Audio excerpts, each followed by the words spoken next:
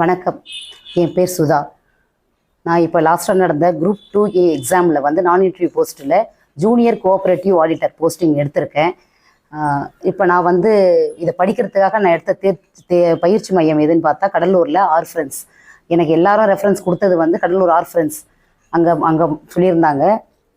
இப்போ first group நீங்கள் முதல்ல குரூப் எக்ஸாம் டிஎன்பிசி அப்படின்னு நீங்கள் ட்ரை பண்ணும் போது முதல்ல நீங்கள் வந்து அவாய்ட் பண்ணுற விஷயம் என்னென்னா தூக்கத்தை நீங்கள் அவாய்ட் பண்ண உடனே உங்களோட நேம் லிஸ்ட்டு வந்து செலெக்ஷன் லிஸ்ட்டில் வந்துடும். ஸோ அதனால் ஃபஸ்ட்டு நீங்கள் எடுக்கிறதுக்கு புக்ஸை ரெடி பண்ணுவோம். அதுக்கு முன்னாடி நம்ம தூங்கக்கூடாது, படிக்க ஆரம்பிக்கணும், ஜெயிக்கணும், அந்த தாட் வச்சு டிஎன்பிசிக்குள்ளே வாங்க. ஃபஸ்ட்டு விஷயம் முடிஞ்சு போச்சு. Second, books of collection. என்ன புக்ஸ் வேணும்னா முதல்ல ஸ்கூல் புக்ஸ் மட்டும்தான். ஃபஸ்ட்டு நீங்கள் ஸ்கூல் புக்ஸை முடிச்சதுக்கப்புறம் தான் நம்ம அதற்கு ஏதோ ஒரு சோர்ஸோ எந்த ஒரு ஸ்கூல் புக்ஸையோ நம்ம ரெடி பண்ணாலும் அதை படிக்க தேடி போனாலும் எதாவது செய்யணும். ஸ்கூல் புக்ஸை ஃபுல்லாக நீங்கள் நோட்ஸ் எடுத்துக்கிட்டாலும் சரி, அதை கம்ப்ளீஷன் ஏதோ இம்பார்ட்டன்ட் எடுத்து படித்தாலும் சரி, ஸ்கூல் புக்ஸை கலெக்ஷன் பண்ணிக்கணும். Next importance. ஒரு புக் எடுத்திங்கன்னா ஃபஸ்ட் லைன்லேருந்து அட்டன் டு அட்டன் சொல்லுவாங்க. ஃபஸ்ட் லைன்லேருந்து லாஸ்ட் லைன் வரைக்கும் படிங்க. பாதி விட்டுட்டோ அப்படிலாம் படிக்கக்கூடாது. ஃபஸ்ட்லேருந்து லாஸ்ட் லைன் வரைக்கும் படிங்க. இம்பார்ட்டன்ஸ் எடுங்க, ஹைலைட் பண்ணுங்கள், கீவேர்ட்ஸ் எடுங்க. இதெல்லாம் எடுத்து இந்த டீட்டெயிலாம் எடுத்து கலெக்ட் பண்ணிவிட்டு நீங்கள் முடிச்சிருங்க. அடுத்த டைம்ஸ் வந்து திரும்பவும் நம்ம புக்ஸே படிக்கும் போது திரும்ப போய் புக்கை படித்து நமக்கு டைம் தான் வேஸ்ட் ஆகிற மாதிரி இருக்கும். நீங்கள் நோட்ஸ் எடுத்துக்கிட்டிங்கன்னா ஷார்ட் ஃபார்ம், இப்போ ஒரு தடவை நீங்கள் புக்கில் நீங்கள் ரெஃபரன்ஸ் கொடுத்துட்டீங்கன்னா அடுத்து நம்ம நோட்ஸை பார்த்த உடனே நமக்கு ஹைலைட் ஆன்சர் வந்து ஞாபகம் வர மாதிரி ஆகிடும். டைம் கன்சியூம் ஆகும் நமக்கு. இது ஒரு டிப்ஸ் கொடுக்கலாம். அடுத்தது என்னென்னா, ஃபோனோ ரிலேட்டிவ் ஃபங்க்ஷனோ எல்லாத்தையுமே அவாய்ட் பண்ணிக்கலாம். மேக்ஸிமம் ரிலேட்டிவ் வீட்டுக்கு போகிறது, நம்ம அந்த ஃபோனில் வேஸ்ட்டாக பேசிக்கிட்டு இருக்கிறத கேட்கலாம். டவுட் வருதா உங்களுக்கு கேட்கலாம்.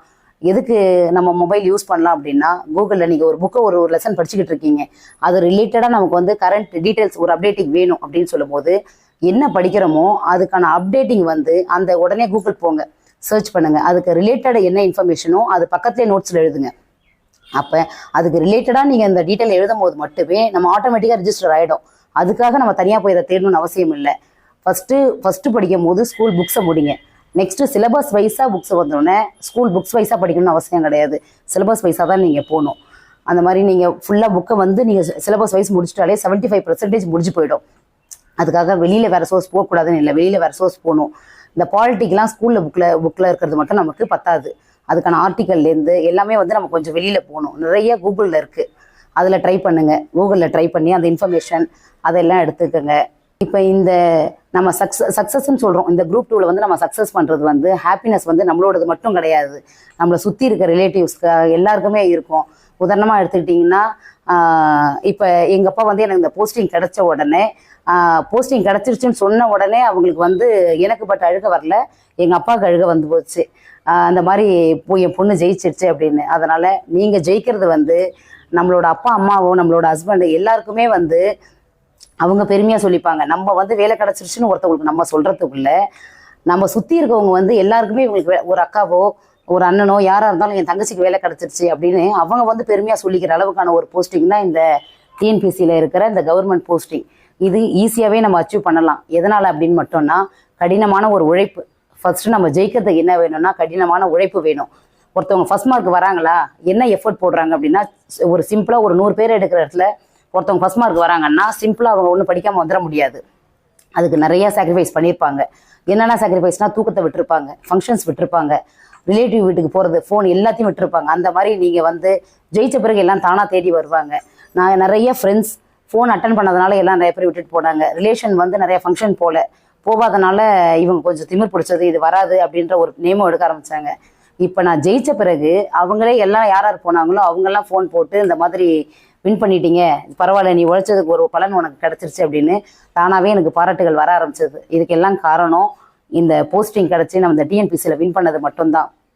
அதனால் இருக்கிற காலம் வந்து கம்மி. ஏன்னா இப்போ வந்து நம்ம வந்து டைம் இருக்குது, நமக்கு வயசு கம்மி, நம்ம வந்து இப்போ தான் கொஞ்சம் என்ஜாய் பண்ணிக்கணும் அப்படின்லாம் பண்ணாதீங்க. என்ஜாய் பண்ணுறதுக்கு நிறையா இருக்குது. அதுக்கு முன்னாடி நீ ஒரு வார்த்தையை நீ சொல்லணும், அதை இன்னொருத்தவங்க கேட்கணுன்னா ஒன்று நம்ம ஒரு போஸ்டிங்கில் இருக்கணும். ஒரு ஹையர் அஃபிஷியலில் இருக்கிறவங்கள மட்டும்தான் ஒருத்தவங்க பேசுகிறத இன்னொருத்தவங்க கேட்பாங்க. இப்போ நம்ம சாதாரண மனுஷன்னா நம்ம இருந்து நான் ஒன்று சொல்லும் போது யாருக்கும் கேட்க தோணாது. நான் அந்த டிஎன்பிசியில் ஜெயிச்சு இந்த போஸ்டிங்கில் வந்து இங்கே உட்காந்த பிறகு தான் இப்போ நான் சொல்கிறத நீங்கள் வீடியோவில் பார்த்துக்கிட்டு இருக்கீங்க.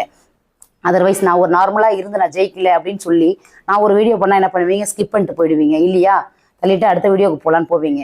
அப்போ இவங்க வின் பண்ணியிருக்காங்க, என்ன சொல்லியிருக்காங்க அப்படின்னு நீங்கள் இதை பார்க்குறீங்கன்னா, அப்போ இந்த இடத்துல நான் வின் பண்ணியிருக்கணும். நான் ஏதாச்சும் சாதிச்சா மட்டும்தான் நான் வந்து 4 பேருக்கு அட்வைஸ் பண்ண முடியும். ஸோ நான் இப்போ வந்து என்னெல்லாம் வந்து அவாய்ட் பண்ண சொல்கிறேன்னா, முதல்ல இந்த தூக்கத்தை நீங்கள் அவாய்ட் பண்ணிட்டாலே நம்ம ஜெயிக்கலாம். படிக்கிற டைமிங் அதிகப்படுத்திக்கங்க. எவ்வளோ டைமுக்கு நம்ம வந்து படிக்கிற டைம் அதிகமாக இருக்கோ அவ்வளோ டைமுக்கு வின் பண்ணுறதுக்கான சான்ஸ் நமக்கு கிட்ட இருக்குன்னு இருக்குது. ஒரு சென்டரில் படிக்கிறீங்க, 100 பேர் படிக்கிற இடத்துல ஃபஸ்ட்டு ஒரு 10 மார்க்குள்ளே நம்ம வரணும் அப்படின்ற ஒரு அச்சீவ்மெண்ட்டை கொண்டு வாங்க. அப்படின்னு எப்பயோ நம்ம சார் கொடுக்குறாரு, நம்ம ஒரு 20 மார்க்குக்கு மேலே இருக்கும், ஒரு 30 பேருக்கு பின்னாடி இருக்கும் அப்படின்னா அது நம்ம அந்த அங்கேயே ஒரு உணர்வு வரணும். ஏன்னா ஒரு 100 பேரில் ஒரு முன்னாடி 10 ஒரு 5க்குள்ளே வந்தால் மட்டும்தான் பல லட்சம் பேர் எழுதுகிற இடத்துல நம்ம முன்னாடி வர முடியும். அப்போ அந்த தாட்ஸ் நமக்கு அங்கே வர ஆரம்பிக்கும். சென்டரில் ஃபஸ்ட்டு மார்க் வந்து ஒருத்தவங்களும் எடுப்பாங்க இல்லை, 10 பேர் எடுக்கலாம், 100 பேர் எடுக்கலாம், படிக்கிற எல்லாருமே கூட எடுக்கலாம். அதுக்கு அந்த முயற்சி எடுத்தால் மட்டும்தான். இங்கே நீங்கள் அந்த ஃபஸ்ட்டு மார்க் எடுக்க நீங்கள் ட்ரை பண்ணி போட்டிடும் போது மட்டும்தான் அந்த டிஎன்பிசியில் நீங்கள் போட்டியிட முடியும். நானும் கிளாஸ் வந்தேன், சும்மா படித்தேன் அப்படின்னாலாம் போட முடியாது. போட்டி வரணுங்க. போட்டி தேர்வுன்னு இதுக்கு பேர் வச்சுருக்காங்கன்னா போட்டி போட்டால் மட்டும்தான்.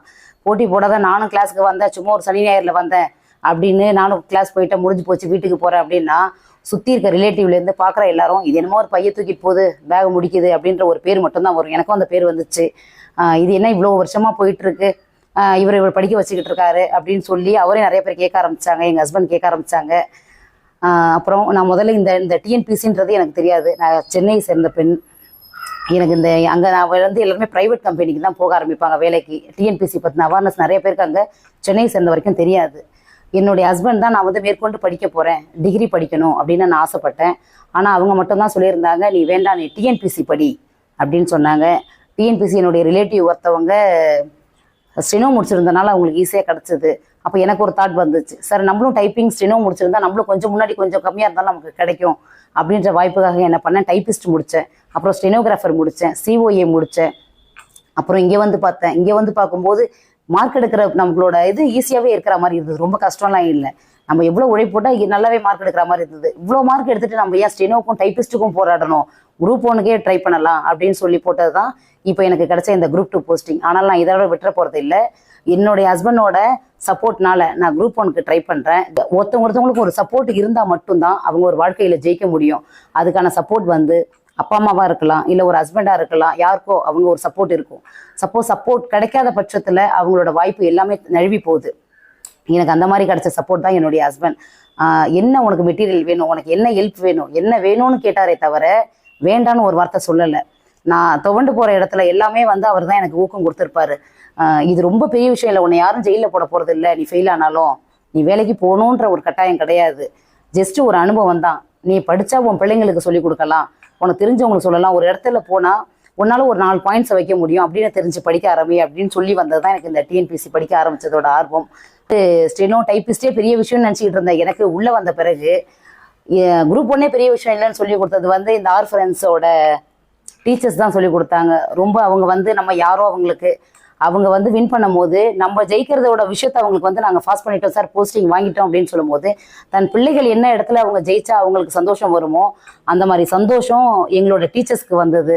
மோட்டிவேஷனல். யாரையுமே நீங்கள் குரூப் 4 அவங்க பெரிய விஷயமாவே பேசவே மாட்டாங்க, குரூப் 1 ட்ரை பண்ணுங்க, அது மட்டும்தான் அவங்களோட தான் இருந்தது. அப்போ நம்ம குரூப் 1 குரூப் 2ங்கிறதே உங்களுக்கு அச்சீவ்மெண்ட் இருக்கக்கூடாது, குரூப் 1 இருக்குன்னு எங்களுடைய தாட்ஸை சொல்லி கொடுத்ததே எங்களோட டீச்சர்ஸ் தான் சொல்லி கொடுத்துருந்தாங்க.